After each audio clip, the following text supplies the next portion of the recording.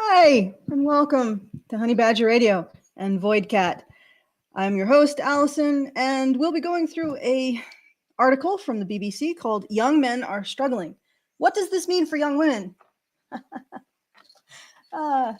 Young men all die, young women most affected.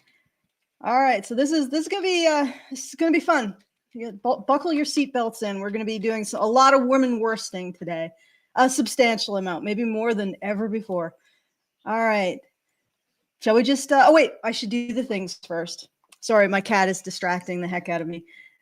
If you would like to send a message at any point throughout the show, if you have anything to comment on, anything to contradict, just don't like my cat, whatever. feedthebadger.com/justthetip is where you want to send them. And you get a little bit more space to elaborate on your thoughts. You get to send those thoughts not through YouTube's comment enhancement system. And we get the full benefit of whatever funds that you send. So it's a win-win and not particular win for YouTube, but depending on how loyal you are to YouTube, that may not matter. And if you'd like to support the show, like myself, Brian, Hannah, Mike, go to feedthebadger.com/support and put a few shekels in the hat for that endeavor. Keep us going, and we'll keep going with the deluge of content to break through the barricades. All right, let's. Good grief. Brian might chime in time to time. I'm just like, young men are struggling. What does this mean for young women? Does that not encapsulate the entire flippin' problem with all of this? Like, oh, good grief. Void Cat agrees. She says, this is such cancer, we shouldn't even bother going into it. You should feed me more treats instead and play with me. All right. Young men are struggling. What does this mean for young women? All right. So look at that. This dude is the dude that's going to tell us all what we should do to fix young men so young women don't have to be impacted by young men being impacted, I suppose. Young men in the U.S. are struggling. Are they not also struggling in the U.K.? I mean, this article is from the U.K. Why are you not talking about the UK? Why are you talking about the US? I think the young men in the UK are also struggling, if not more. There's no shortage of statistics about academic achievement, income levels, loneliness, even lack of sex, which indicate that the boys are not all right. Compared to young women, boys are getting left behind. Well, yes, because they're boys, not young women. Like, presumably young women are embarking on their lives. Boys are still in school. That's just a really weird kind of framing. Boy, okay. But even having the conversation about how to tackle the young man crisis is complicated and can leave girls feeling, well, put out. And here again, here's the other problem. We can't talk about the issues facing boys and men, or boys in this case, because if we do, we apparently take the oxygen out of the room for issues facing women and girls. So right off the bat, we are apparently pitting one against the other, which is sort of consistent with this whole sort of political landscape in which both sexes, there is the woman party, which is the liberals, labor, I suppose, or the left, and then the not woman party, which is everyone else, the Hitler Nazi men, masculinity party. Because, masculinity is now Nazism. Okay. But even having the conversation about how to tackle the young man crisis is complicated and can leave girls feeling, well, put out. After all, girls and women have had centuries of inbuilt disadvantages to contend with. Don't they finally deserve a moment to shine? Is this what shining looks like? I mean, when you look around everywhere, this is the future is female, right? The economy is at an all-time sluggish low. And this is it. This is shining. Okay. Men are still paying the majority of the taxes. They're still doing the jobs that are necessary to keep the infrastructure running so everybody else can work. This is shining. And women are still doing the jobs that they did 100 years ago. They are still nurses. They're still child carers. There's a minute uptick into computer science and business. But for the most part, nothing has changed except one thing. We keep bashing on boys to try to somehow elevate girls. And again, right here, we see that the people who talk about this from the other side already start off from a zero-sum game. They already say the playing field that we're in is a zero-sum game. You bash boys in order to bring up girls. You remove whatever you think is boys' privilege in order to privilege girls, right? Already, we're right at the off to the start in a zero-sum game, okay? Add in the bad actors online. Hey, Brian, do you think they mean us? Add in the bad Go ahead. No, maybe. Add in the bad actors online, like people who are pointing out the framing here. Like, boys are being left behind. How does this affect girls? That's a framing. Girls have been existing within a world of disadvantage for however many centuries. It always sort of shifts. That's a framing. Like, and I'm pointing this out, that they're attempting to fix something in a frame in which the fix is the problem. Like, so, for example, if you're in the frame that anything that boys get that girls don't is something that is necessarily taken away from girls and is a moral horror show, then how do you fix a situation that requires you to give anything to boys? If you think that is the problem, you can't embrace it as a solution. Anyway, so yeah, I'm a bad actor. I'm pretty sure. Those who try to spin the plight of struggling young men into a zero-sum game rally cry for vengeance against women, and the conversation becomes trickier still. Like, right off the bat, they put this in the zero-sum. They want to play the zero-sum game, but they want everybody else to play the, oh, we're all together in this singing Kumbaya. They started the zero-sum game when they made the conjecture. These individuals, feminists, let's be honest, this is the ideology we're dealing with. Feminists made the conjecture that women exist within a society that disadvantages them intentionally disadvantages. That was their conjecture. Their conjecture was men in charge, men having certain jobs equals women oppressed, and also something about men using rape and domestic violence to uphold the patriarchy and keep women in line. That's a pretty zero-sum game, don't you think? Like, where do you go? That's not even a zero-sum game. That's like an evil-sum game. Like, men are overtly evil. They use rape and domestic violence to keep women in line. That's evil. It's even eviler when you think that women tend to be their closest companions in life throughout the ages, right? So this is the framework we exist within, that the problem has emerged from, that the crisis in young men has emerged from. And that framework, I don't know, is it zero sum? It's more like negative sum. That's the irony, is they're accusing everyone of existing in a zero sum framework when, in fact, their conjecture exists within a negative sum framework. So in other words, it's not that men and women are competing over the same resource. It's that if men get anything, women lose. And it's not that they just lose a reason. It's like, if men win, everything gets taken away from women. That's a negative sum game. A zero sum game is that if men win, the thing that men win gets taken away from women, but women still get whatever they win. Like, it's just split down the middle, right? A negative sum game is winner takes all. And that's what they've proposed the world is for boys and men. Throughout all of human history, it's been winner takes all, and men have always been the winner. And this idea that the world is structured in order to benefit men, this is a hypothesis that it's not even that it's been proven true or false. It's never been framed in a way that could be proven true or false. That's what it means by a falsifiable hypothesis. Feminists' hypothesis about reality has never even had the first step to becoming legitimate, much less further steps down. And where we look at the evidence, it's false. So starting from the very beginning, starting from the very foundation, we are in a framework that has never been proven true. So feminists just grabbed this virgin territory and colonized it with all of their stuff that nobody challenged them on and say, hey, you got to present a hypothesis that's falsifiable and then, test for the null hypothesis. So test for your hypothesis being wrong, right? And they've never done that. They've never been held to that standard. So we are doing all this in the context of a made up reality that has never been proven true, right?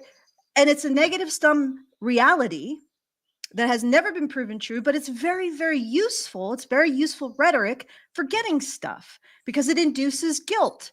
If we live in a negative sum reality in which men are always winning, then they always have to give the proceeds of their wins to women because they're winning unfairly and everything needs to be fair, right?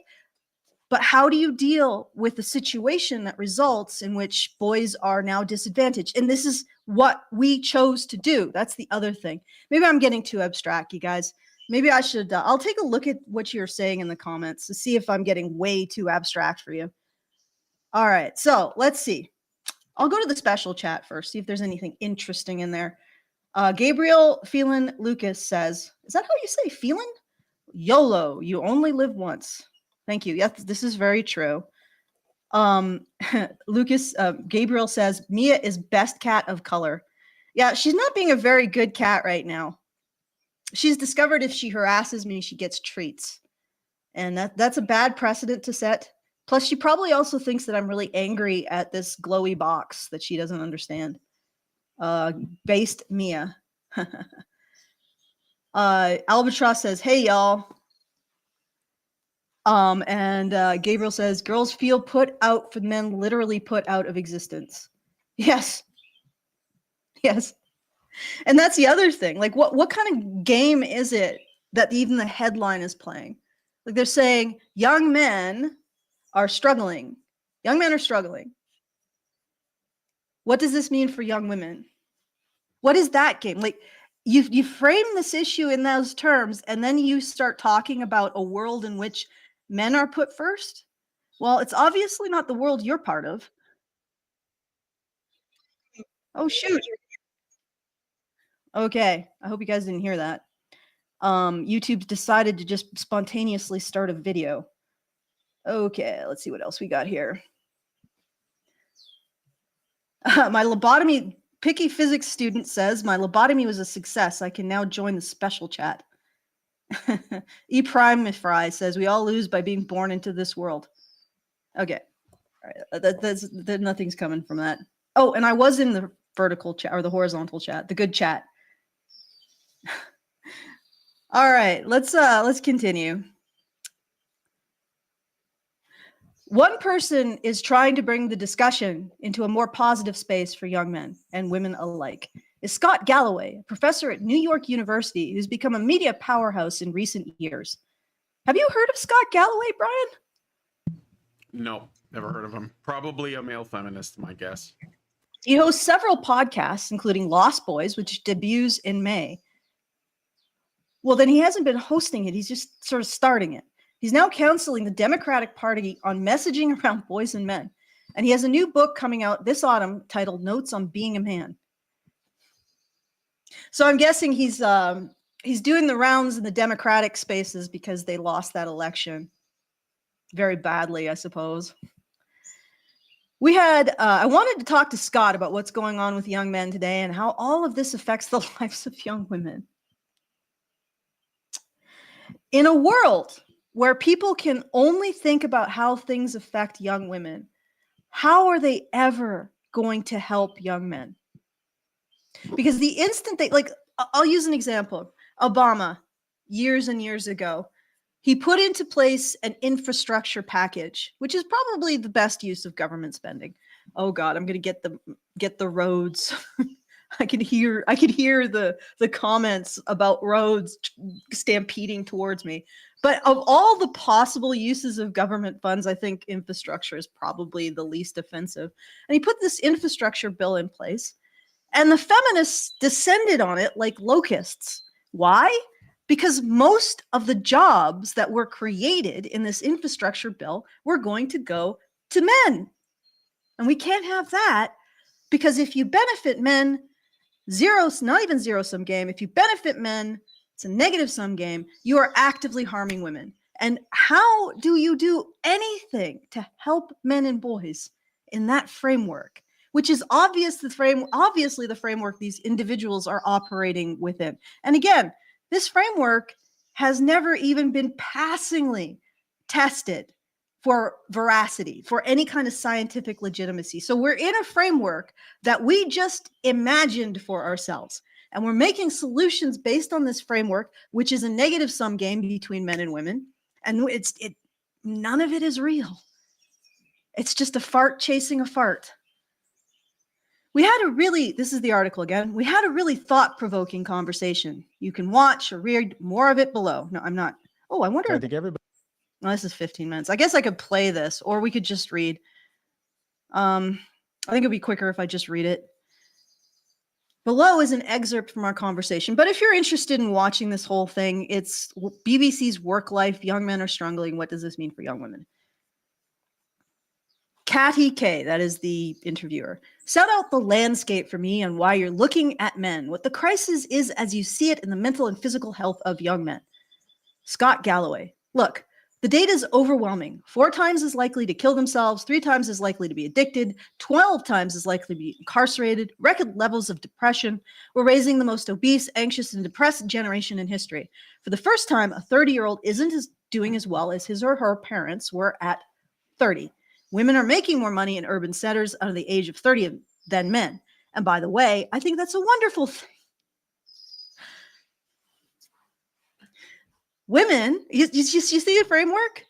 Women are doing better than men. Your camera froze. Okay, just a sec. Yeah. It's probably to do with some void cat interference. We have entered the void because the void cat has interfered with things. Let's see if I can fix this. Yeah, you're back. Oh, wait, it froze again. Okay, just give me a second here, guys. Come on, you. Come on. Okay, I'm going to have to restart everything. All right. Okay, and this will start again with, they'll be zoomed out. Oh, yeah, so there you go. Yeah, you're back. You'll have to move some things around. There we go. All right. All right, I'm back, guys. Sorry about that. That was Void Cat technical difficulties. I don't know what she does. She just touches things and they explode in very odd ways, too. Let me just fix another thing here. Yeah, Void Cat, you are an agent of chaos. Which is why we all love you, I suppose. All right. So, and I think that this is wonderful. So this individual thinks it's wonderful that women are doing better than men. And of course, he's within the framework that if men are doing better than women, it is a punch in the eye to every woman everywhere. That's the negative sum framework. So if men are even benefited, women, it's a situation where women are oppressed. You know that framework, right? The UN Women Framework. So everywhere that women are ahead is equality. Everywhere men are ahead is inequality. And we don't care about the situation where women are ahead because that's equality. So, I mean, he's basically thinking that women being ahead is perfect. It's what you want, right? You want women to be ahead. But if you're somebody who's like, you're in a race and you have your favorite, racer and you're handicapping everybody else because you want your particular lady to win. You want her to win. So everybody else, you promote everybody else in the race being handicapped, according to a narrative that they get some kind of racing privilege. Why would you, this is the outcome you want. Why would you be the person who is responsible for making sure the race is fair for all of the other drivers that you don't want to win and you actually think is a horrible thing if they do? Do you get what I'm saying? Like his motivated reasoning is that women should win. And then he's turning around and saying, well, why are men losing? Because people like you control the narrative. You control the hen house. Like you control what happens to boys when they're most vulnerable in schools.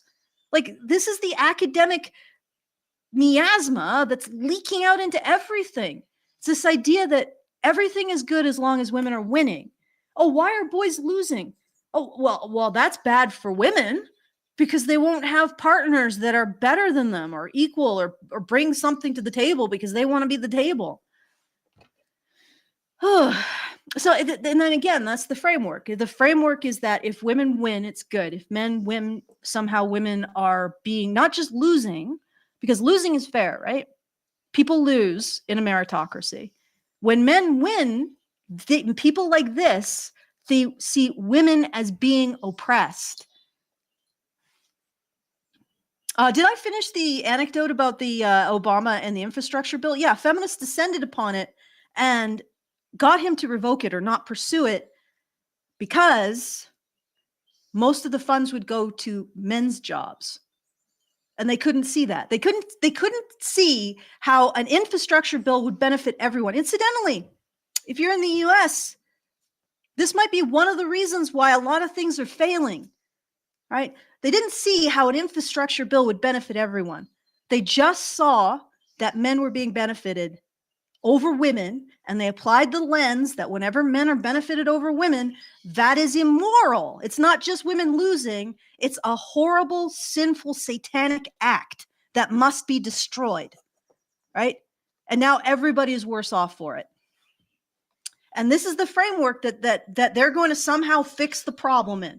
The framework that boys having problems, boys failing, and girls succeeding is good, is what's going to fix the problem of boys failing. Do you see the issue here? That like the contradiction in terms? You got to have one or the other here. And again, their framework never been proven. So it's just something they fucking farted out one day and nobody challenged them on. While the loneliness is an issue for both genders, this is the dude, it seems especially hard, or a lack of romantic relationship seems especially damaging for a young man. Well, maybe because they get shit everywhere. Like if we stop saying that men and boys are inferior, or in many ways, like emotionally, if we stop destroying their ability to develop spaces. I mean, me and Brian, and I think Hannah, maybe, we talked about the Men's Shed initiative in the UK. One of them is now forced to allow women in. How are men supposed to develop relationships with each other if they're constantly being overseen by women, right? And determine whether or not, men are up to patriarchal things and oppressing the women. So yes, a man's relationship with a woman becomes more and more important in a society that's destroying his ability to have relationships with men. And this is 100% happening. No matter where men come together to have fun or to talk or to do anything, women are right behind demanding access. All right, so this is the only relationship he has in which it seems to be socially acceptable for him to have. So what a surprise. The only socially acceptable relationship for a man, because if he gets into a relationship with other men, it's automatically suspect of a source of patriarchal, evil. The only socially acceptable relationship for men happens to also be the most socially valuable. What a freaking shock. Women tend to channel some of the romantic energy if they don't have it into their friendships and the professional career, whereas young men tend to channel it into things like video games or porn or being sequestered from society. So we just have a group of emotionally and economically unviable young men. Wow, that's a really compassionate way of turning it unviable. Wow. we got a bunch of table scrap young men. We got a bunch of garbage leaving young men. I'm like, oh, so sympathetic, this dude. Like, do you ever get the feeling that they don't regard young men as human beings at all, just resource pods for women? And on just a personal level, I sort of relate to it because I was one of those those men. And had it not been for just some of the incredible offerings of America, access to affordable higher education, and I've been very open about this. My mother had access to family planning. My mother got pregnant at 47, and we had not had access to family planning and my mom had been forced to carry the baby to term, I would have not gone to college. I would have done what I should have done. I was the only man of the house. So he was raised by a single mother who apparently doesn't know how to use birth control at 47. She had apparently an abortion, which allowed him to go to college because he wouldn't have had to support her. This dude has a lot of generational trauma that he hasn't unpacked related to putting women first. Like, why is he responsible to support his pregnant 47-year-old mother when he's what, in his 20s, teens? Like, and why is she being so irresponsible? And why it's like, I guess this is like a three for single mother, single mother good, abortion is good, and also completely unexamined expectation that he support the women in his life over his own interests. I think this guy's got some motivated reasoning. Okay, the interviewer says, I want to look at this from the point of view of what this means for girls, because of course, right? A third of American women now earn more than their partners, but according to my research, and I've spent quite a lot of time writing books about women and girls, in couples where the wife earns more than the husband, they will often lie about it in the U.S. Census data to make it look like the man earns more than the wife. So what does it mean for couples navigating a situation where women are doing better, earning more, getting better educated, while men are falling behind? Well, what it means is that we're going to be challenging a lot of stereotypes, and we're going to have to deal with a lot of pressure that's put on not just women, not just men, but women from their female friends to have a man that supports you, that provides for you, and to only see support and provision in terms of one metric, which is money. Like we could do a lot of work at that. We could start addressing the bullying that women do to other women when they choose a lifestyle like this in which they earn more. We could start addressing the insecurities that women have around having a partner that earns less. We could do all of that stuff, but that would require blaming women. Like, I mean, that's what they feel it is, right? I got into a bit of a disagreement with one of the commentators. I'm sorry, I don't remember your name, but you're a long-time viewer. And I don't want to say tiff. It was just like a bit of a disagreement. He said, don't use the term blame, use the term responsibility. And I said, no, I'm going to say I blame women. And the reason why I'm going to say I blame women is when you soften it, the focus goes from women taking responsibility to women's feelings about taking responsibility. And then you've lost. So yes, I blame women. Right here, this individual has identified something that, gosh darn it, a little blame of women would really fix. But let's see what the answer is from our incredibly enlightening Scott Galloway. Men have not kept pace in terms of picking up the slack.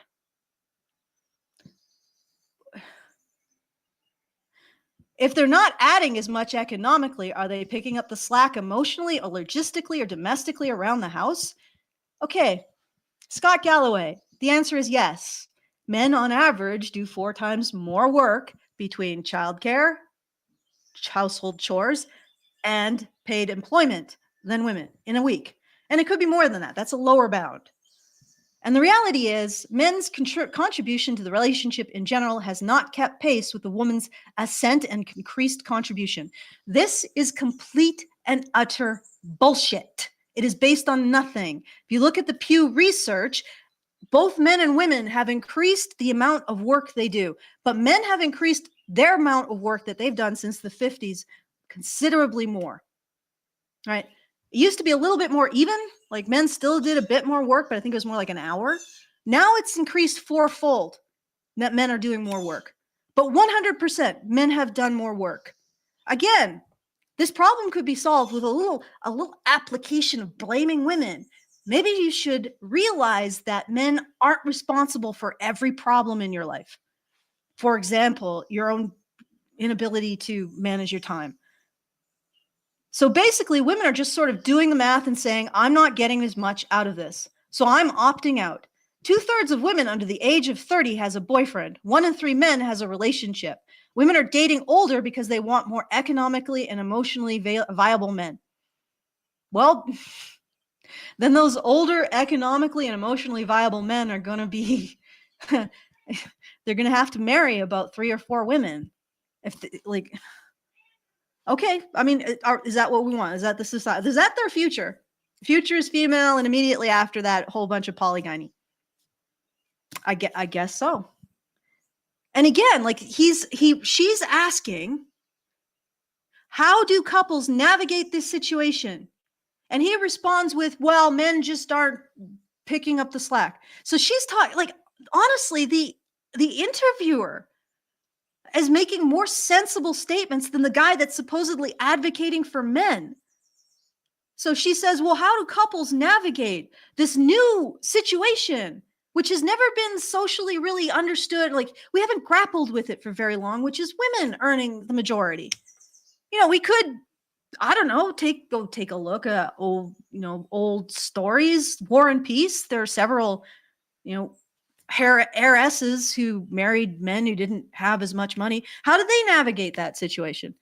No, he immediately goes to, how can we blame boys and men for not living up to the standards? She's saying, well, how do we navigate these standards and maybe create a more equitable situation for men and women? He's like, well, why aren't the men living up to the standards? Are you really feeling the love from this dude, guys?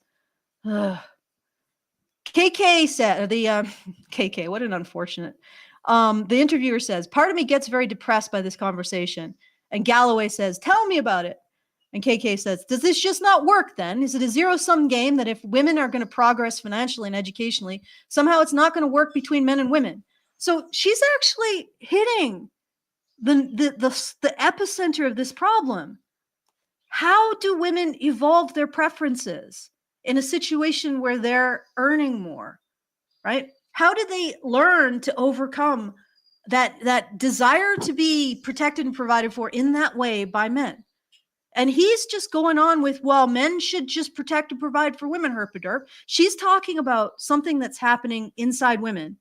And he's saying, well, we'll just deploy more men's actions. Do you see, like, he's limited to one thing.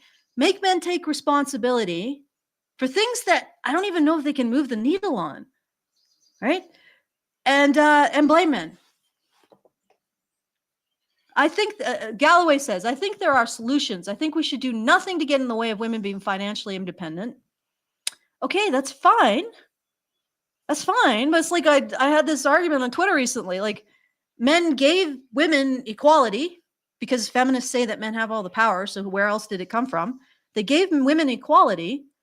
And then women turned around and basically said, you're undesirable to the men because of the equality that they got. So yeah, there's something here that needs to be dealt with, and it's women's preferences.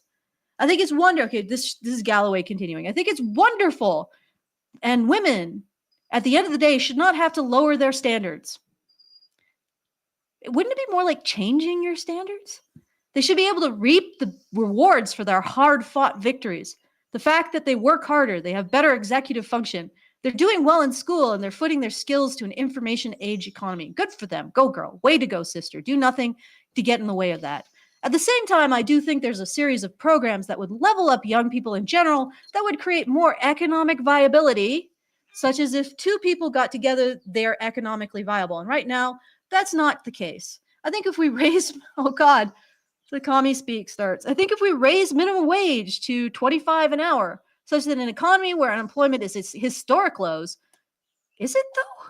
Such that people could just make more money, mandatory national service, such that we could demonstrate heroism more than anything. I think men and young people need more third places, religious institutions, nonprofit, more freshman seats, vocational programming, mandatory national service. Let me throw out a very provocative idea. I think young people need to drink more. There's an anti-alcohol movement that has gotten a lot of purchase. 40% of nightclubs in London have closed down because young people don't have money, and there's this anti-alcohol movement. I think the risk to the 25-year-old liver of alcohol is dwarfed by the risk of anxiety and social isolation. My advice to young people, I'm being somewhat humorous here, is to get out of the house more and drink more and make a series of bad decisions that might pay off. Okay, didn't he just directly contradict himself? He said to drink alcohol more. So he's saying go drink alcohol. So he's saying kill your livers because anxiety and social isolation is worse. God damn. This is like the only thing that really is an actionable step. Okay, guys, solve your problems by drinking more. I gotta ask Prim if this is legitimate therapeutic advice. Oh, good Lord. So we got a bit of comedy gobbledygook. Raised the minimum wage to $25 an hour. Okay. Well, the problem is that everything else increases in tune with the minimum wage. So everything else becomes more expensive. And we've already seen that happen. So this doesn't really work. A mandatory national service, that would probably be for men and boys. So drink more, guys, and go to boot camp. Isn't that toxic masculinity? All right. No, nothing like, okay, so he's basically saying that women are more emotionally evolved than men, but is drinking more and going into the military really going to make men more emotionally evolved? Like, this is really, how does such insanity become an expert on anything? Like, what the hell? All right. And honestly, once again, she's saying women have these standards. How do we navigate? And he's saying, well, men just have to live up to those standards. Well, you handicap them from living up to those standards, and you did so based on a conjecture about reality that's never been proven. Like, here's this thing, guys. Like, feminists just literally walked into an empty field. That was the sociology around gender dynamics. Like, there was nobody there. There was nobody talking about it or doing anything about it or doing any research about it. They colonized the entire field, and they set up this fantasy world that has never been proven that men oppress women. It's never even been falsified, like even presented as a falsifiable statement. It's just accepted as the truth, right? So, and now we're operating within this framework. And within this framework, we can't do things like say, well, maybe women need to change their standards. Maybe they need to think about things more individualistically rather than just competing with their girlfriends over how much their partner makes, right? Or allowing their girlfriends to have this kind of influence on them and to shame men who don't make as much. Like, but you can't say that because everything is within the framework that anything that's taken away from women is oppression and wrong. Anything that's expected of women is oppression and wrong. The only thing we can do is, tell boys to man up, because that's essentially what he's doing. Drink more, get into the military, man up. These are his solutions. And again, the problem starts with the assumption that women were disadvantaged. Therefore, we needed to kneecap men. We need to give women only scholarships. We needed to practice affirmative action, which we know now really benefits white women more than anyone. We needed to give women all kinds of initiatives in school to encourage their self-esteem and their belief that they can do anything. Conversely, we also needed to establish educational norms that favored girls. It's actually a little more sinister than that, because the educational norms, phonics versus whole word, it actually causes boys to fall back more than girls. Both boys and girls do better with phonics, but girls do better with word choice, even though they'd be doing better in phonics than boys. So they sacrificed overall success of girls and boys to a lower success system because boys lost out more than girls. Talk about a zero-sum game, huh? And these are the people who are lecturing everybody else. That's a negative-sum game. Everybody else about a zero-sum game. But anyway, we did all of this under the assumption that boys were unfairly handicapped. And now we find out that they're failing. So we applied all of these fixes under the assumption that boys were unfairly handicapped.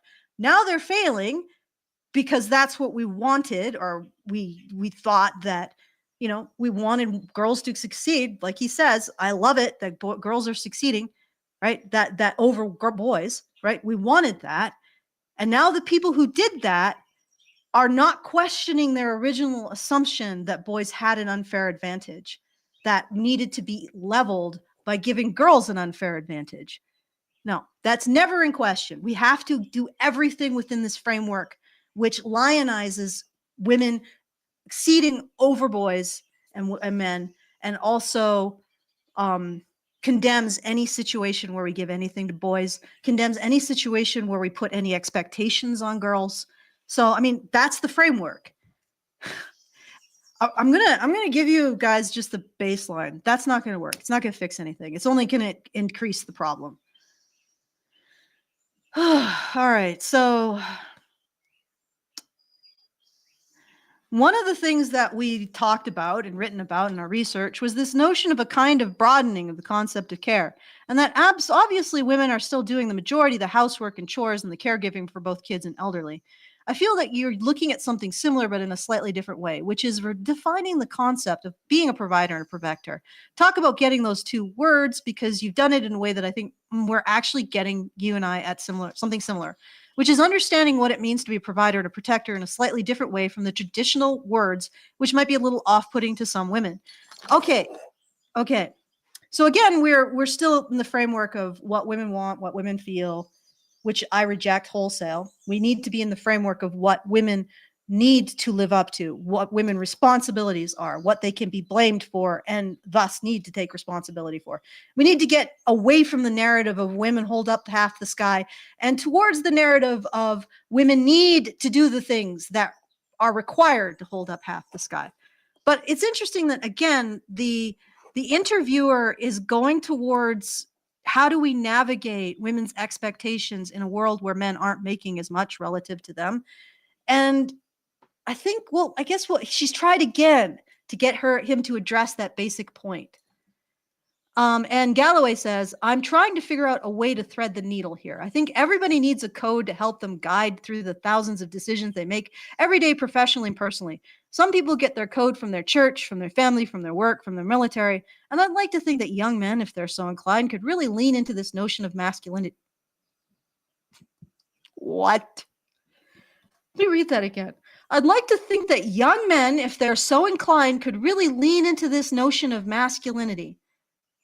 Do you mean just masculinity, period? Like there is a unique quality to men and how men approach the world? But we need to define it aspirationally. You mean like we always have? And I think of it as three very basic pillars: provider, protector, and procreator.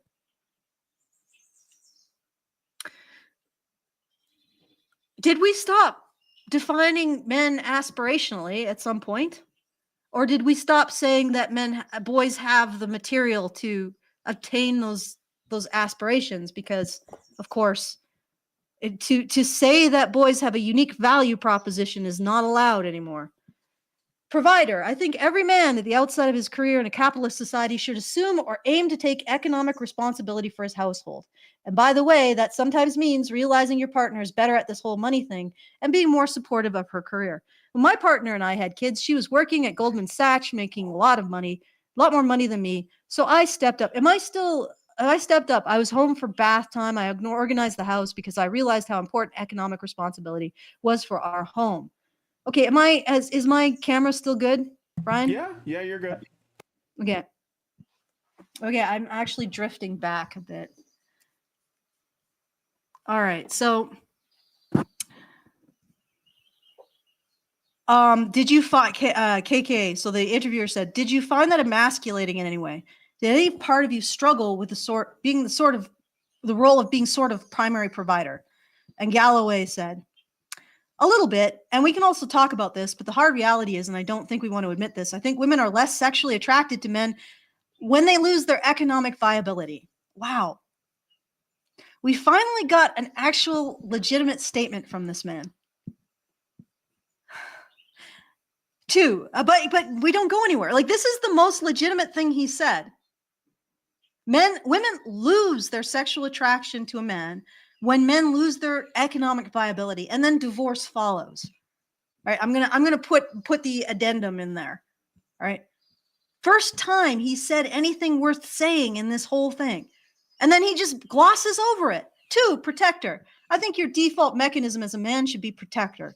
Men need to be strong. They need to be protectors. Okay, but how do boys get to this point? How do boys get to the point of being a provider? And if women are going to lose sexual interest in them because they aren't providers, how do we navigate that? No answer. They need to be protectors. Think about the jobs you think of being masculine: fireman, cop, military. What do? They protect. It's not just physical. It breaks my heart that women in New York say they don't feel safe on the subway, or that they see a group of men coming down the sideway they cross the street. We have to train our boys from an early age. Don't we already do that? And the interviewer says, well, that is physical. I mean, that's what we're afraid of. And SG says 100%, but I think it's more than that. I think being a man is where when people are gossiping and criticizing other people behind their back, your default mechanism as a man is you defend that person. Anecdote time. I remember way back when I was in college, I was taking a line. I was on a, there's a C train in the city I was in. And I was listening to a bunch of college or teenagers from like a high school nearby that was on the line. And the girl started really tearing into another girl and calling her a slut. And the boy said, don't you think that's a bit rude or like extreme? So trying to talk her down from this kind of backbiting, gossiping behavior. So I think boys already do this. Like, I don't, why is he basically saying, let's do it. This is a crisis in young men. Let's do what we've already been doing. You may not agree with the transgender community. Okay, I'm not going to skip this. But you see the community demonize your default as a man is to defend, to protect. Oh. That's what we do. We protect. And then let me go to the third thing, protect, procreator. I think sexual desire, wanting to find a mate, I think if channeled correctly, that could be a fantastic motivator and means for being a better man. So he's taking this from a left position. So as a man on the left, he believes it's his obligation to protect the purse puppies of the women on the left. That's basically what it is. It's exactly the same, right? He's saying, boys, just do what men have always done, except do it with more handicaps. And if you fail, it's your fault. Okay, I'm going to skip the procreator. Scott, I appreciate the fact that you're tackling stuff that is awkward both for men and for women to talk about. But there are bad actors online who are taking some of this disconnect between the achievements of young men and young women and turning it into a victim story and turning it into a vengeance story. A vengeance story, huh? So this isn't a vengeance story. Hey, Brian, could you move the camera a little bit to, I guess, my right? Just so I'm in frame. I did about as much as I could. It's kind of cut off. Okay, so I have to actually move. All right, we'll figure it out.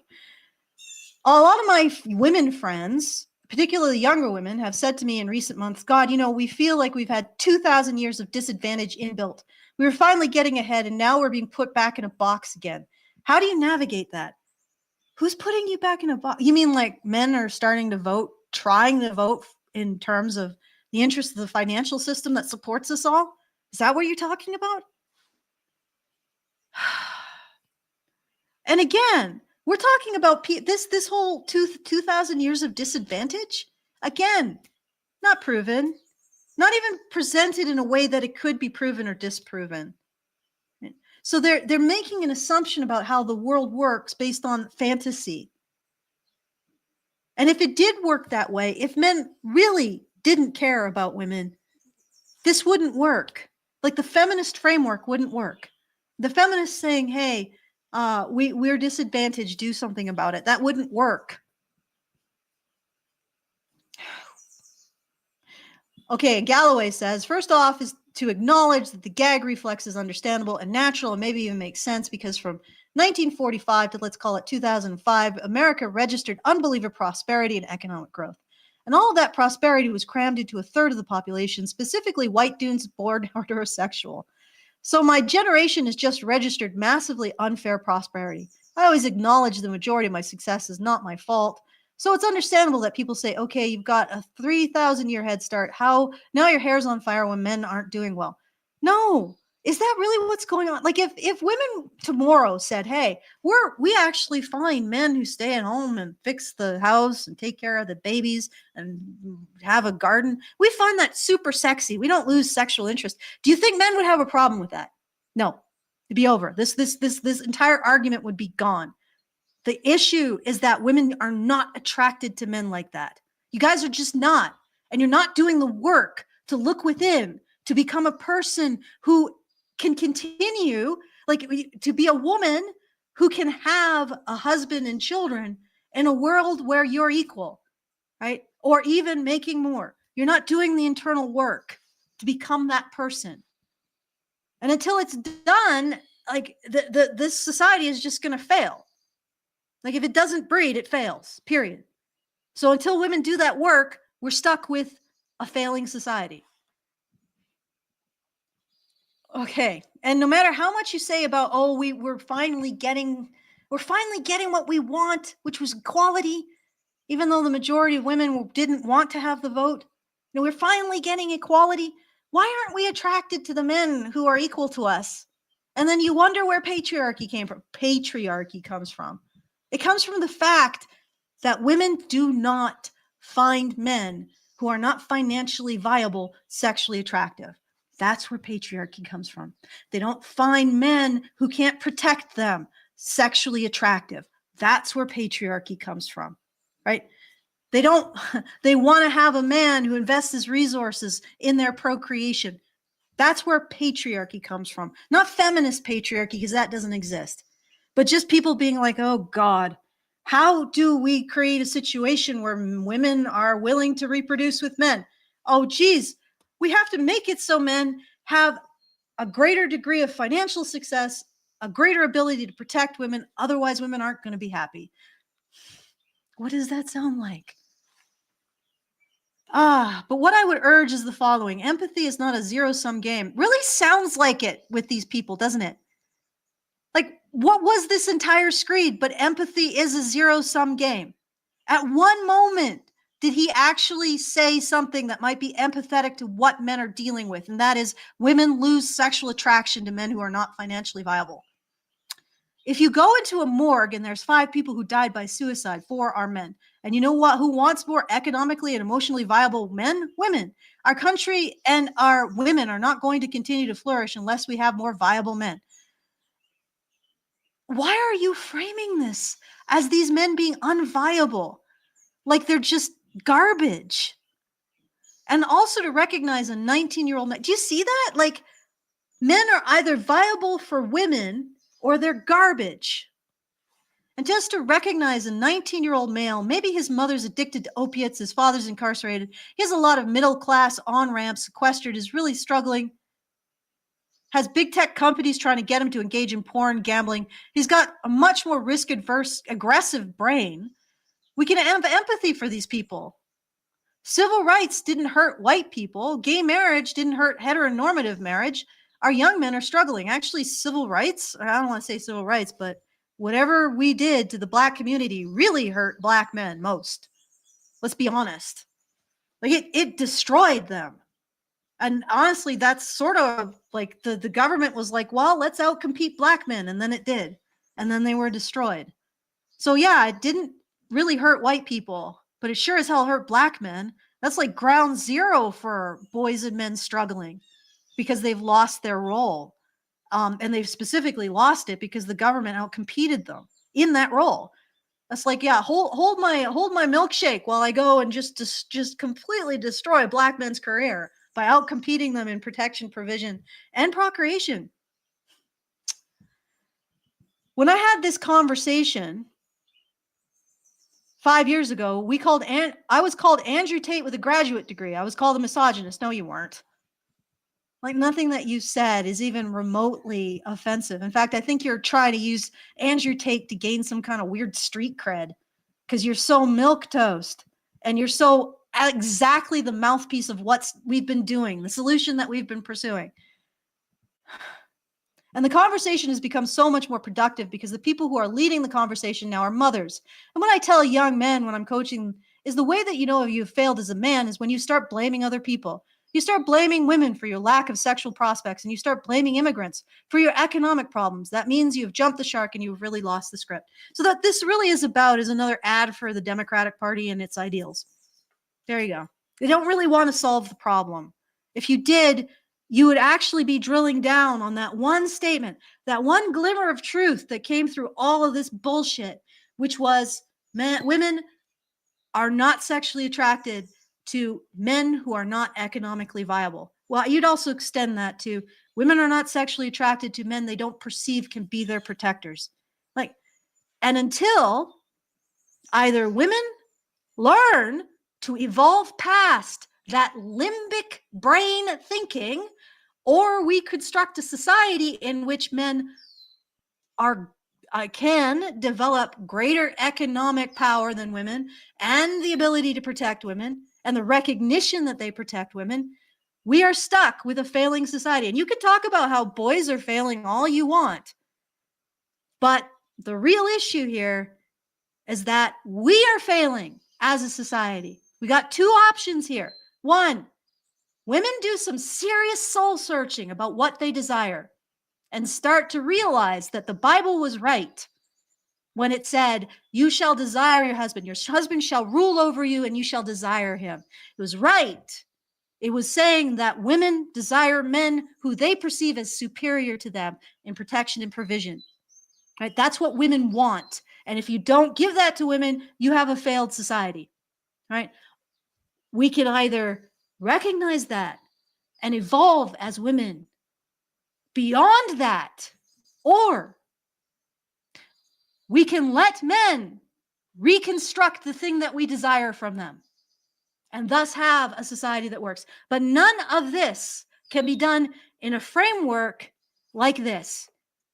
And again, like let me finish the last paragraph. So there's an aspirational form of masculinity, and I like to think it's a fantastic code for young men, but it all starts with empathy. This is not a zero-sum game. Women are still face huge challenges, but we can also acknowledge our young men are struggling and need our help. So women still face huge challenges, even though they're out ahead. Like, these people have no answers, right? They have no answers. They're just muddling around in the muck with brainless takes in the context of a framework that they don't question, that they've never questioned, not since it was invented whole cloth from the Imaginarium. Like feminism is just bullshit.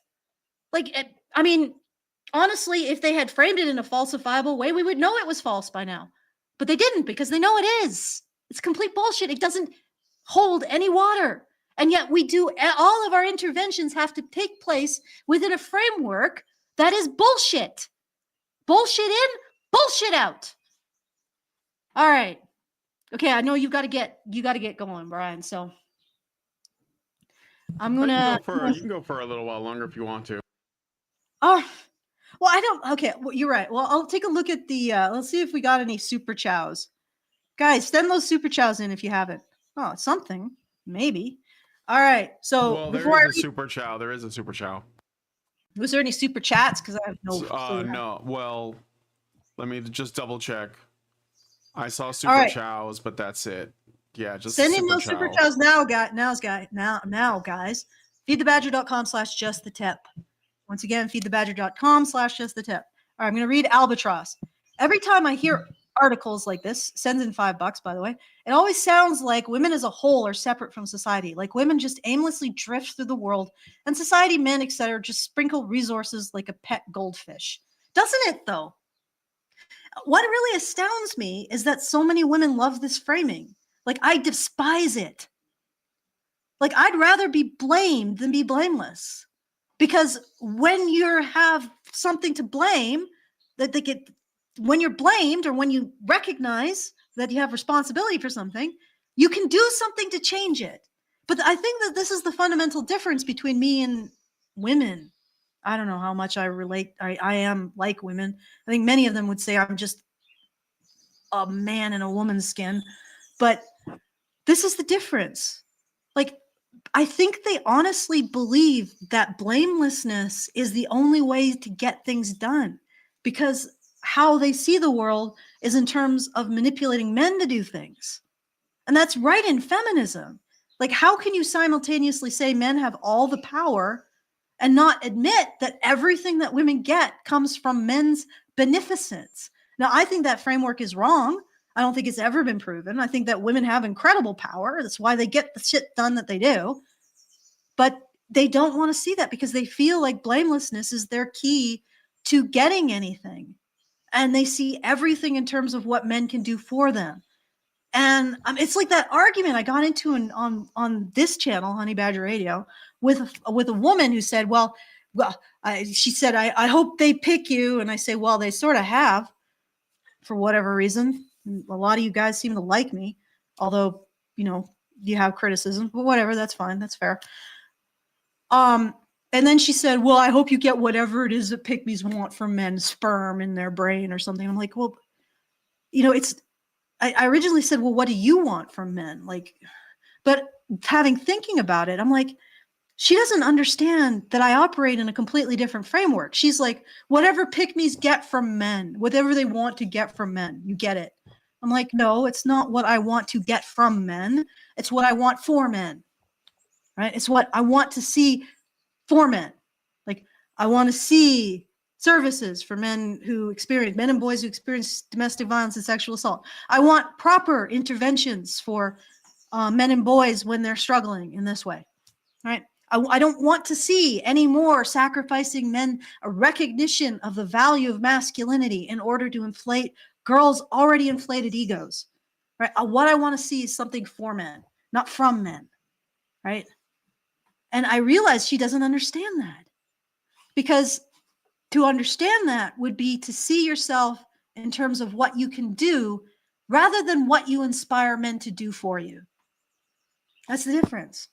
It's a complete conceptual difference that I don't think they understand. Okay, I'm going to look into the special chat first. So Hoy says Andrew is trash. Yes, he is. But he doesn't shit on boys as much as everyone else. Like, he still sort of shits on boys, but at least not as overtly. Hey, Karen, what are you on about? I am not Karen. Unless you're referring to me as like the general Karen term, which, yes, I want to speak to the manager of feminism, because this is a bunch of bullshit. I'm gonna rip you up one side and down the other. So Botch TV says, I should get drunk all the time because I'm sad and anxious. Cool. Yes. This is the one actionable thing that he said in this entire word salad. Get drunk, guys. Go into the military. Am I wrong? Botch says, men and women's exclusive spaces isn't a terrible thing. For example, women's shelters, things like that. Men don't shut those down. Women shut down men's shelters, though. Yes. They shut down anything that is for men, because despite insisting that everyone else regards this as a zero-sum game, they 100% regard this as a zero-sum game. All right, let's see if I can find anybody who's pushing back. Meadow Wolf. So failure is engineered into the program. 100%. You got it. We are not going to solve this problem in this framework. And everything is becoming a disaster. Because, get this, boys and men are critical for the economy. They're critical. Everybody is going on tariffs, no tariffs, whatever, taxes, no taxes. Government action doesn't create an economy. The bedrock of an economy comes from the relationship between men and women, and how well we actually raise our boys to channel their natural risk-taking into useful economic endeavors. That's what I see. And what have we done for the last 50, 60, 70 years? We've taken our little economic disruptors and put them under the thumb and said, "Shut up, you little cockroach." And now we have no economy. There you go. Woof. Okay. What the hell is that squeaking? Oh, it's the void cat pacifier. It's the birds. There is a Rumble rant. There is. Yeah, it just says it's from OIC, and they just say, "Here, have a Rumble rant for $1. Thank you." Okay, so they don't really say anything. Oh, okay. Well, thank you. Yeah. Okay, so let me double check. Nope, no more super chows. I could check, see what we're at, if we got any support that we can thank for. Once again, if you want to support the show, feedthebadger.com/justthetip. Or no, sorry, that is to send us a message. Feedthebadger.com/justthetsupport. Feedthebadger.com/support. Sorry, guys. Oh, we did get something that might be stuck. Oh, all right. So $20 from Silver Bullet. So that's to the Badger, the feedthebadger.com/support. So our monthly fundraiser. So thank you, Silver. Very much appreciated. Yeah, I think that we're pretty unique. Like, nobody can blame women, and nobody can stop saying, something happens to men and how are women most affected? Like, they have to see it in terms of a framework in which women have to be more affected. Otherwise, we can't care about it. And then everything has to be in terms of benefiting women. And how do you fix a problem that requires you to care about men in that framework? The truth is, you can't. The framework is that if men have a problem, they have to fix it. Otherwise, they're worthless. Like, the guy is in that framework. He sees men as worthless and unviable if they cannot live up to the standards of women. How do you question those standards? How do you say, well, maybe women need to do some work in evolving their standards in men, when you can't, like he said, women can have whatever standards they want. Well, fine. But if the standards are non-functional, if they're not resulting in relationship formation in your society, then your society is kaput. It's an evolutionary dead end, the end. So either women evolve their standards, or society has to elevate men to be able to fulfill those standards. You got two options here. You got to choose one. And they are not in a framework that allows them to choose either. Therefore, these people who control such a fundamental part of our society are destroying it because they refuse to recognize High Brazil is sinking, that the problem is coming from them. And of course, they refuse to recognize the problem is coming from them because that means they don't get money for it. All right, so I'll do one last check. Nebulous tethers of benevolence. That's really depressing to realize, huh? I'm not sure what you're talking to. Oh, he's spinning his wheels and has no destination, probably. He's just hoping it all works out how he wants with zero actual prescriptions. No, drink, go into the military. Drink, guys. Glug, glug, glug. That's going to solve the boy crisis. Drug use. But don't use porn. Porn is bad. Just use drugs. Shit, I just got the whole channel demonetized. Like, I'm in Minecraft. Use drugs in Minecraft. All right. You know what? Are you sure you can continue? Like, this is getting pretty late. No, it's fine. I mean, like, you can go for a little while longer if you want. Well, why don't you add whatever you like? Let's get a man's opinion. Well, I mean, on it's this. just what I predicted. Like I said, I mean, if it's good enough for a mainstream website, then it's definitely pro-feminist. Like, this, like, we're at the point now where basically everything that gets put out there that is making any kind of commentary on, what men and young men and boys in particular are going through has to go through the feminism filter. Has to. So, like, because that's ultimately what this is about. It's not even about women. Obviously, it's not about women, because if it was about women, it would actually, like, there would be a recognition of the fact that if men suffer, women suffer. So basically, they're just like, well, okay, we have to protect our ideology at all costs. So that comes first. And we'll frame it however we have to so that, people who read this will see that, oh, yeah, but boys have some serious problems. But like the real issue is that it's affecting women. And it's like, but yeah, but you have no interest in solving the problem because you just want to, basically just keep talking in circles around the fact that it's essentially saying, how do we fix the world's problems without recognizing that we caused it?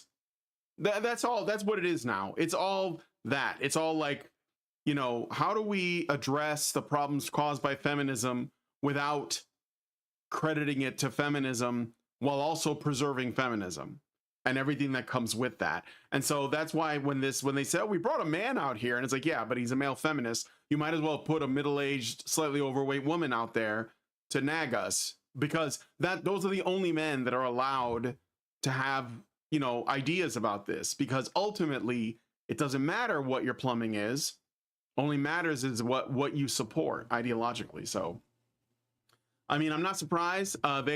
They want things to get worse, and that's okay. Like, I mean, because there's going to be suffering, and then there might be a response. But yeah, that's where we are. OIC just gave us $5 and said, I'm just about done with my morning coffee. Can you play the Humph Women audio clip? Oh, I'm afraid I don't have that set up in this current scene collection, because I didn't think to put it in there. So, but yeah, sorry about that. Anyway, that's it. Allison, are you there? You're quiet as hell. You're muted. You're still muted. Yeah. I know. Okay. I had to navigate. I got like a billion tabs open right now. But yeah, this is it, guys. Like, they deliberately went out to kneecap boys, and they kneecap boys, and now boys are kneecapped, and now they're like, oh, well, what do we do? Well, stop kneecapping them. Like, we have all the statistics. Like, boys are 100% discriminated against when it comes to like grading. They're discriminated against when it comes to bursaries, scholarships. They're discriminated against when it comes to preferential hiring, affirmative action. These are all the things that they put in place based on a conjecture about reality that they never had to prove. And now that we've done this grand experiment saying, oh, well, boys were unfairly privileged, let's put in a whole bunch of stuff to unfairly privileged girls, and we find that boys, oh, they're failing. Oh, well, we're not going back and questioning the entire premise that we did this based on? No, we can't do that. We can't do that. Well, our inability to do that means that we have totally fucked ourselves. Like, what else can you say? Like, you cannot continue to mismanage something so essential as the relationship between the sexes like this. Mismanage ends up cascading down to mismanaging the economy. Like, the real reason everybody's going around with their hair on fire about the economy is because our economy is based on disruption. It's based on disruptively new technologies. And where are they? Well, what did you do to your little disruptors? You artificially handicapped them in order to pursue this idea that girls were artificially handicapped. And we can't go back to first basis. We can't go back to first principles, because to do that would be to question all of these people and what they think. Like, it's not just the money. They base their entire identity around being right, being academics, being intelligent. And when you tell them you've based your entire worldview on the stupidest, most ridiculous crap in human history, and we are now all reaping the whirlwind because of it, they don't want to hear that.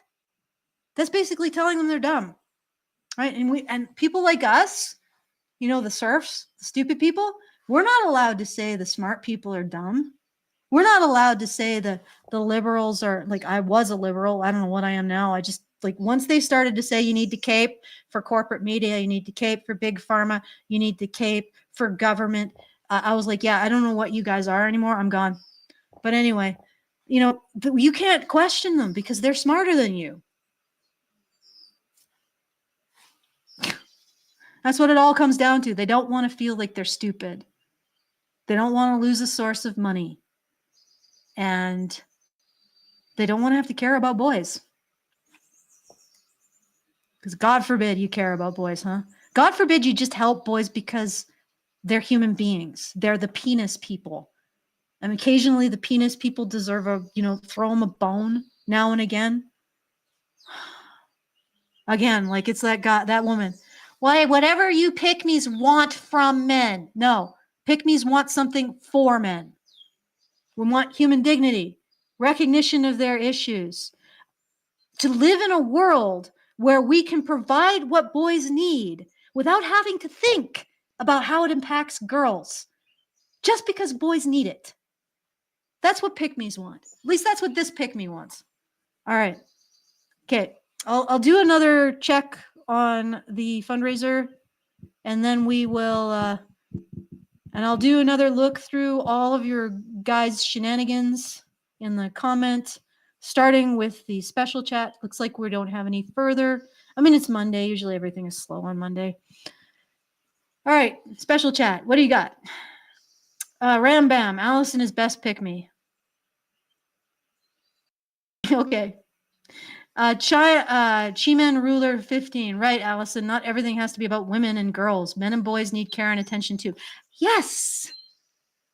Not everything has to be about women and girls. And that's the thing. Like in the 90s, they created this zero-sum game. That if boys feel good about themselves, that means necessarily girls have to feel bad about themselves. So if we recognize that boys have certain needs in order to develop their unique disruptive potential, that's excluding girls and making them feel bad about themselves. Everything became about girls' self-esteem, right? Couldn't do anything for boys because what about girls' self-esteem? If you do anything unique for boys, that means the girls don't have those unique qualities. So what? So what if girls don't have those unique qualities? This is something else that I've noticed. When you don't create a system that helps boys become their disruptive potential, fulfill their disruptive potential, you also don't get the Ada Lovelaces, the Grace Hoopers, Grace Hoopers, the Madame Curies. You don't get the girls who are disruptive. That's how it works. When you play to the female common denominator, you get average women. You get failed boys and average girls. Just average. Just conformist. Not very smart. Smart enough to do, find a middle management position in society, but not disrupt anything, God forbid. So you just get subpar. That's what you get. That's what we're getting. Because again, feminists put in place an intervention that actually made the smartest girls stupider. Right? Whole word. Smartest girls, stupider. Smartest boys, even stupider. Right? Everybody gets stupider, but boys get more stupider, so it's good. That's the mentality we're dealing with. All right.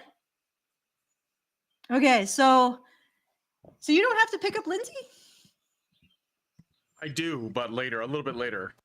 Oh, okay. So she must be closing? No, opening. No, she opens, but like her shift's gonna be a little longer, so she's training a guy. But I mean, I do have to go soonish though. Okay, that's fine. I was worried that we were going over and you had to get going. I don't like. Guys, like, yeah. I'll take a look at the horizontal chat. John Frosow, because women can do anything. No, they can't. Right? And the funny thing is that they inadvertently are showing this. What is wonderful about girls in school, right? They sit, they obey, they listen to the rules, they just regurgitate stuff they're told. They're perfect, average automatons. That's what they basically say. Boys are disruptive. They're constantly pushing things. They need to move. They have a different kind of intelligence. It's less complacent. You need to tell them why things are important, right? Girls just do it because that's shaped to the teacher. And I actually think that doesn't do girls. Like I just said, it doesn't do girls any benefit. Like really smart girls lose out on this too. Like girls who have that kind of disruptive intelligence, they really lose out on this. Like I remember going through school. School was hell for me. It was hellish. I was put back like I think 2 grades because they thought I was a complete idiot until they actually got me on one of those like the standardized tests, the SATs, and they were like, "Oh, wow. I guess she wasn't an idiot." No, it was because your school was crap. Everything was rote, everything was compliance, everything was sitting still, listening, not questioning. All right? And it was horrifying. But that is the atmosphere that the average girl, I don't even think the average girl thrives in it. They just survive in it better. Right? So we are actually, by destroying boys, I know this is going to sound weird coming from me, we are destroying smart girls. And we're probably also lessening the average girl's ability to question things and think critically as well. This is the shit pile. And the funny thing is, again, our economy is based on disruption, and we have massively fucked ourselves by doing this.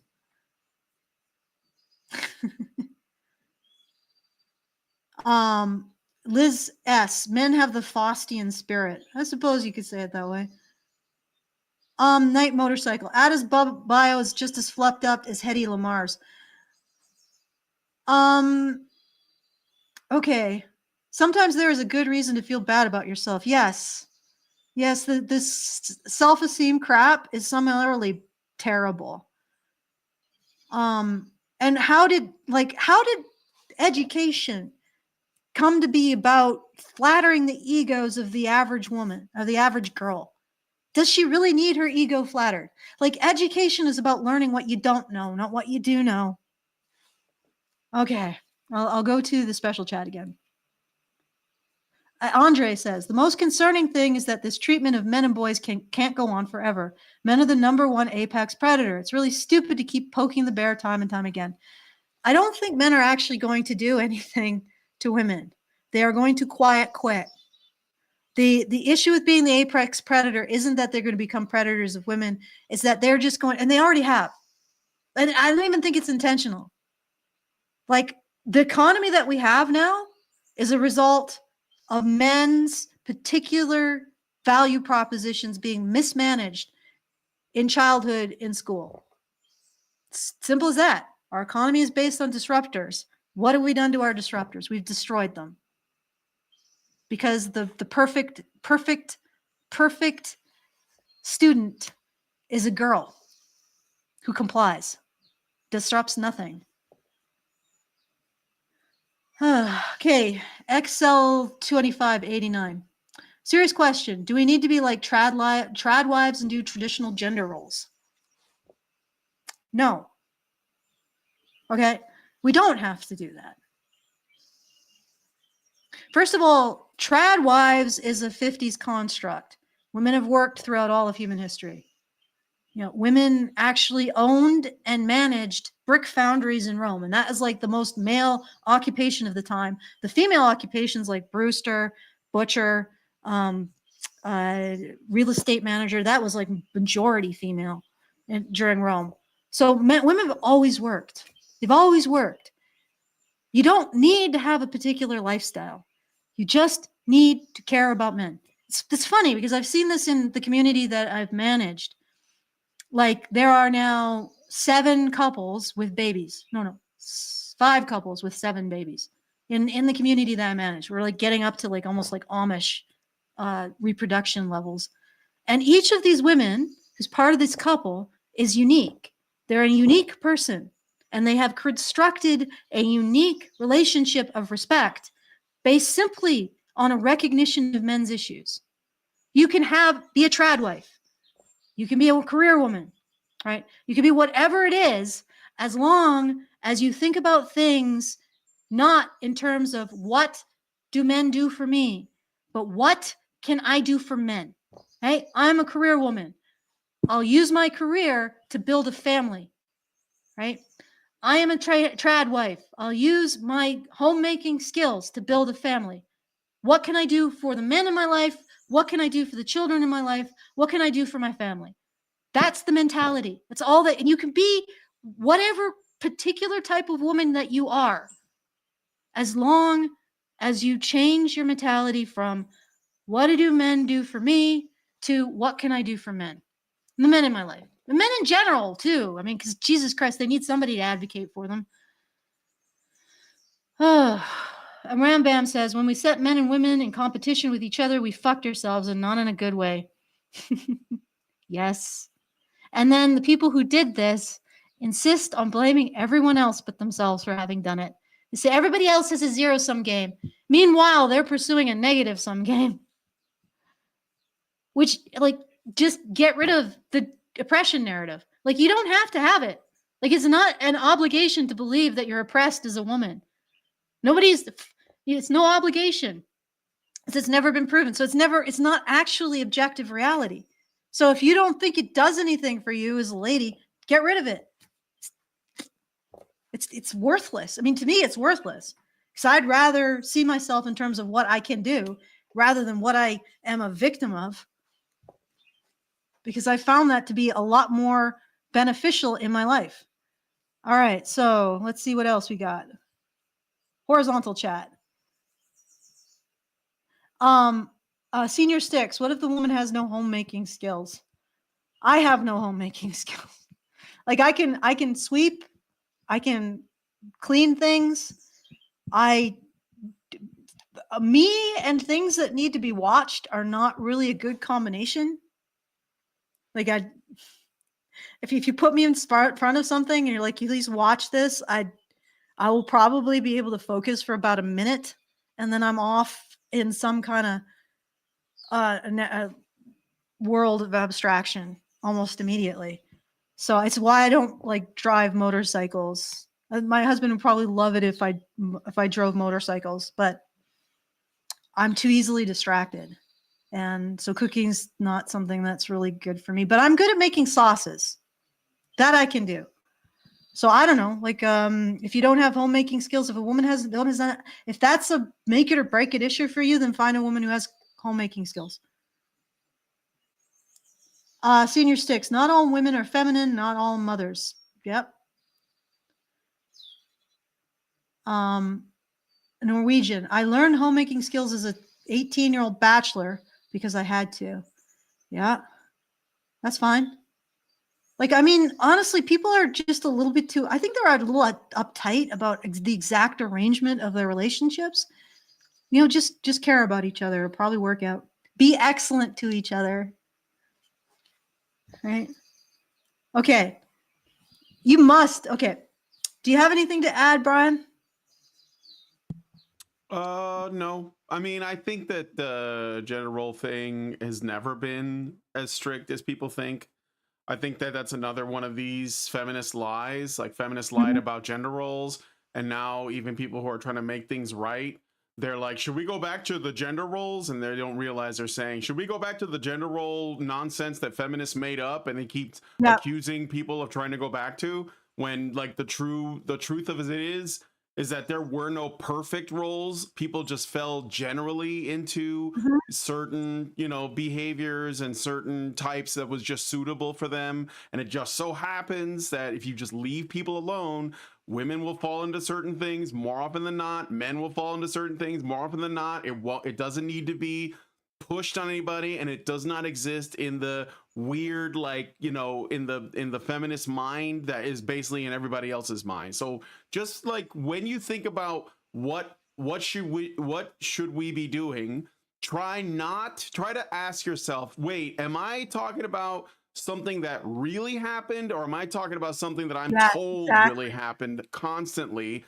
by the media, the TV, my teachers? And is it bullshit? Because it probably is bullshit, So I mean, like, I don't even think I'm saying anything all that brilliant, because I think it's just like, but I see this panicking of women that are like, well, men are going to take away our rights. It's like, probably not. And also, do you even know what that means? Like, when you say rights, do you even know what the word rights means? Because like, this is the thing, like, we are not trained to question the frameworks that we're being sort of like that are thrown at us. You know, like we have to question the foundation of what it is that's being discussed before you even get into gender roles. And ask yourself, like, who made, like, did the term gender roles exist in the time of like the Old West or like Victorian England? Did they say, what's your gender role, madam? Did they say that? Or were people just doing things and it just so happens that there were patterns that emerged between the sexes? I mean, I don't even know the word gender existed back then. So anyway, that's it. Yeah, I think people are a little bit, somebody said one man, one woman. Well, I'm sort of a classical liberal, so I don't make that prescription. I'm not coming from more of a conservative background. I find just let people do what they do. Don't stress out about it. Try to encourage, gay individuals to pursue relationships that are fulfilling and not destructive, and don't treat sexuality as self-flagellation. That's something I've noticed. And just try to, trans and gay people, just try to advocate to be the best you can be with being that person. Like, again, I'm more of a classical liberal. I'm like, yeah, let's just be okay with things. Like, you can be trans, but ultimately at the end of the day, that doesn't matter. What matters is that you act in an ethical manner towards others. And I don't think that an identity of being trans or being gay or being a lesbian is more important than being morally upstanding and being excellent to one another. All right. So with that, unless Lauren wants to say anything further, I think this is good. This is an adequate amount of show.